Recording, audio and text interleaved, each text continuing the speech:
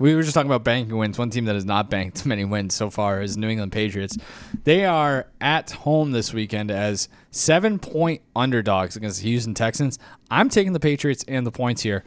It's Drake Maye time. That's not necessarily my reason for making it, this pick, but it's also among my top reasons because I was looking at the number, and Houston opened as a 6-point favorite. That got bet up to 7, where it's at right now. And then the Patriots make the decision and the announcement is that they're starting Drake Maye. And not entirely surprising, the number hasn't moved. It's not like people are rushing to the window to bet the Patriots even with Drake Maye because A, they still suck, and B, it's a complete unknown. But like, just in terms of what I've seen over the course of 5 weeks, Jacoby Brissett was actively hurting them. And there's a chance that in his first career start against a very good pass rush behind a terrible offensive line, Drake Maye hurts them. But I just think he raises the floor enough that they can keep this. Like, they've played competitive games. Like, that's the thing. If they had slightly better quarterback play or slightly better coaching, they'd be 3-2 right now. And so, like, I think the number has to move a little bit. And if we're going to be hung on 7, then I'll take the 7 and hope that they can lose a 21-16 game or something like that. It also says a lot about Houston that this is only at 7. Sure. Like if before the season you were going to say that the Patriots are going to look how they look right now coming into this game, you would probably think that this would be up north of 10. Yep. But Houston has just looked so underwhelming despite being, were they 4-1? Yeah, I mean, they played some good teams. I think I probably said the opposite last week when I was taking Buffalo, but they've played better teams. Like, this is the worst team that they've played. So that's that. But like, their offense, no Nico Collins, and they're going to get worse. Like, that's the thing. So Joe Mixon looked great that week 1 game against Indy, a game that they barely won, by the way.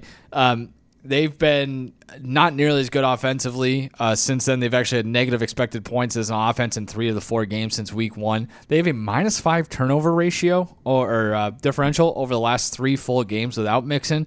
I don't know if you could draw a straight, clear, obvious line to that, but there's something to be said for the balance.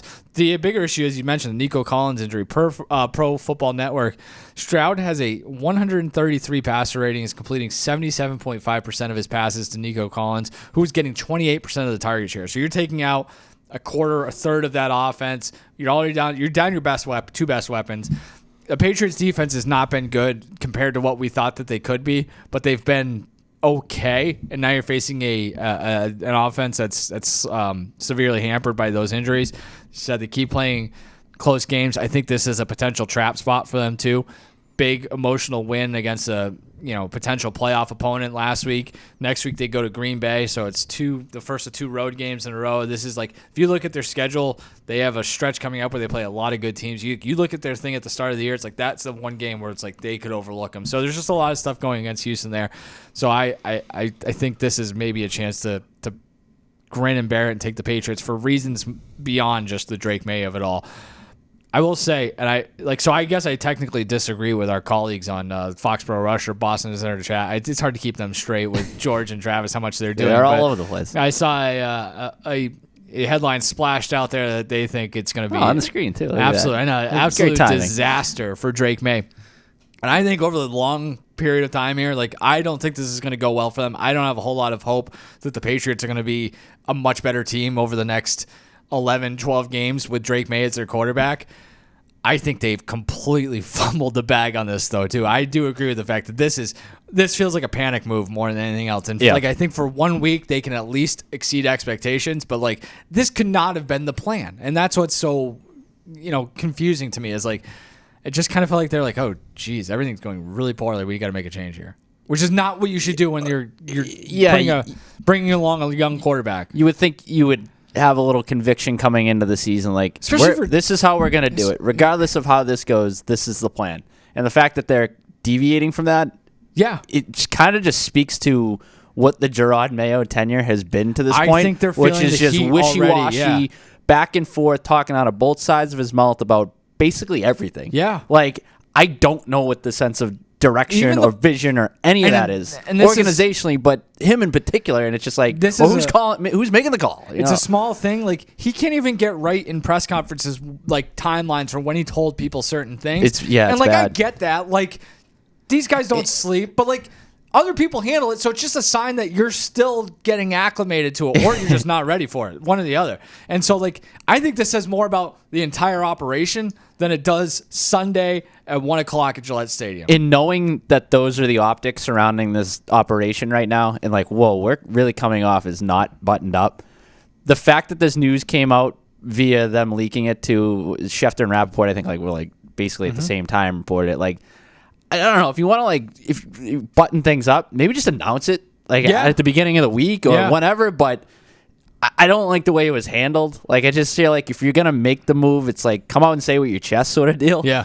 And even that has just been sort of they've fumbled around with it. I think like I would have made the move last week. Like if you are gonna, I think last week was a natural spot. Right? Like they still suck. And now it's an even tougher game theoretically. Like it would have been you had back-to-back home games. Obviously, they were favorites without him starting last week. Like that just seemed like a good insertion point. You get that, you ramp up in competition a little bit, and then you go overseas. Maybe you string together back-to-back wins or something. You go to London after that. Like I don't know, they could have maybe got something going, but this instead is just they've sort of backed their way into it. And that's just, the thing. Doesn't is feel like good. If you were to go at the start of the season, like power rank the opportunities for them to put him into the lineup and as a starter, like this one's got to be down near the bottom. Yeah, and especially even in this window where it's like, yes, last week would have made sense, especially once you saw that Snoop was playing quarterback against you, and like. Now this week, this is a tough game sandwiched in between there. Or like you could have done it coming back from London when you. There's just so many other opportunities. Yeah. And it's just I don't know. Also, like when you start talking about like what the plan, so to speak, was, it's like you had to have when you crunching the numbers and doing the calculus up on the big board. One of the like most likely scenarios was Jacoby Brissett absolutely sucking. Yes. Which is what ended up happening. So I don't know why you're stunned or like it throws everything off kilter in such a manner. Like this was very realistic for everybody could have seen like, this is probably what's going to happen, right? Yeah. The line's going to stink. Brissett's going to stink. This is why it's like jarring. It's like, oh, well, now we got to try something different. It's like, well, yeah. Here's a YouTube short ready to happen. Over the next 3 to 5 years, would you rather be the Jets or the Patriots? I would say probably the Patriots. Liam's gonna have to speed that one up. Yeah, I agree though. Because I'm trying to think of a reason for the Jets, but that's the thing. But like, and so that's even before the fact that they're probably going to trade for Devontae Adams. It's going to cost them a second or third round pick, so they're going to be less than the draft capital. The Patriots are well positioned to they have to hit the picks, but like they're going to be drafting in the top 5. Like it's very easy to project moving forward. Whether or not you believe in Mayo, at least there's some consistency there. It feels like there's going to be a full reset coming for the Jets. All the signs point to the Patriots. Yeah, the Patriots at least have assets with which to work. Honestly, they might stink right now, and they might stink next year. But I think there's enough ways for them to improve this roster moving forward. Now they got to hit on those. Yeah, they got to use those assets to make trades and bring in the right draft the right guys and use the salary cap space in a way that improves this roster. There's a lot of holes. But the fact that it's all there is at least an encouraging After thing. this season, you squint hard enough, it's easier to see a path for the Patriots and the Jets.